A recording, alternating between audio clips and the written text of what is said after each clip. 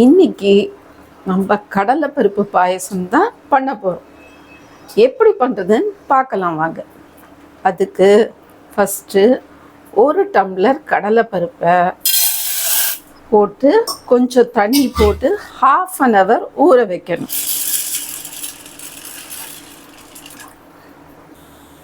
இப்போது நம்ம 3 விசில் வச்சு எடுத்துருக்கோம் இந்த கடலைப்பருப்பை. நெக்ஸ்ட் இது என்ன பண்ணுவோம், ஹீட்டு குறையறதுக்குள்ளேயே ஒரு மேஷர் வச்சு இந்த மாதிரி மேஷ் பண்ணிக்கணும் கொஞ்சம். இது எதுக்கு மேஷ் பண்ணுறோன்னா, நம்ம அந்த பருப்பு நல்லா வெல்லத்து கூட ஒத்து போகணும். அதனால கொஞ்சம் மேஷ் பண்ணோன்னா நல்லா இருக்கும், டேஸ்ட் இன்னும் நல்லா இருக்கும் சாப்பிடும்போது. அது மாதிரி கொஞ்சம் மேஷ் பண்ணிடணும்.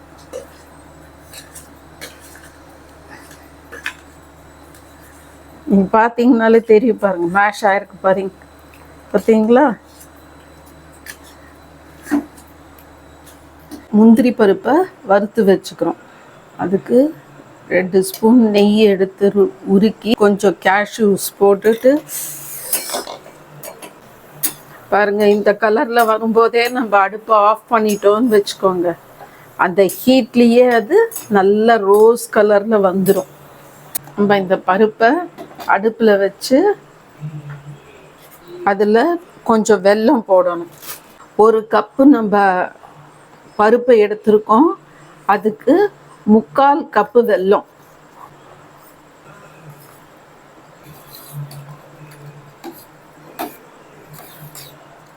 இதை அடுப்புலையே வச்சு இப்படியே கலர்னோன்னா நல்லா அந்த ஹீட்டுக்கு அது மெல்ட் ஆகி சூப்பராக வந்துடும்.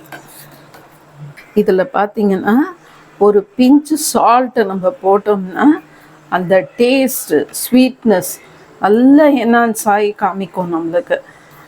அந்த டேஸ்ட்டு நல்லா இருக்கும் ஒரு பிஞ்சு சால்ட்டு போடும்போது. இப்போ பார்த்தீங்கன்னா வெல்லம் நல்லா கரைஞ்சி நல்லா அது கூட பிளெண்ட் ஆகிருக்கு பாருங்க, எப்படி ஆயிருக்கு பார்த்தீங்களா? பிளெண்ட் ஆகிருக்கா. இப்போது இந்த ஸ்டேஜில் நம்ம தேங்காவை மிக்ஸ் பண்ணிக்கணும். இந்த பருப்பு பாயசம் அப்படிங்கிறதுல என்ன ஒரு ஸ்பெஷாலிட்டின்னா, இதை ஜென்ரலாக கல்யாணத்தில் பண்ணுவாங்க.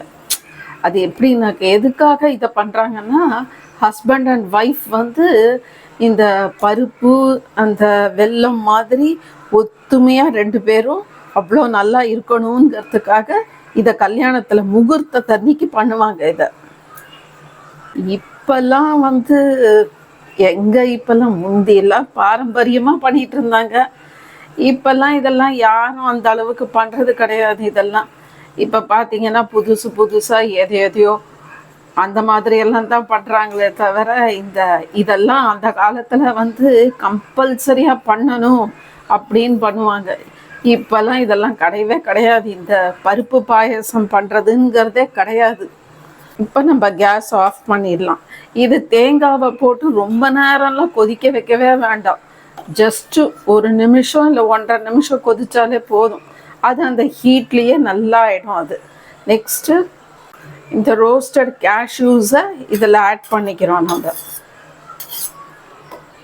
கொஞ்சம் ஏலக்காய், இதில் ஒரு பிஞ்ச் பச்சை கற்பூரம். இப்போ இது வாசனையே வேறு லெவலில் இருக்குது. நீங்கள் என்ன பண்ணுறீங்க, எல்லோரும் நீங்களும் ட்ரை பண்ணி பார்த்துட்டு எனக்கு கமெண்ட்ஸில் சொல்கிறீங்க.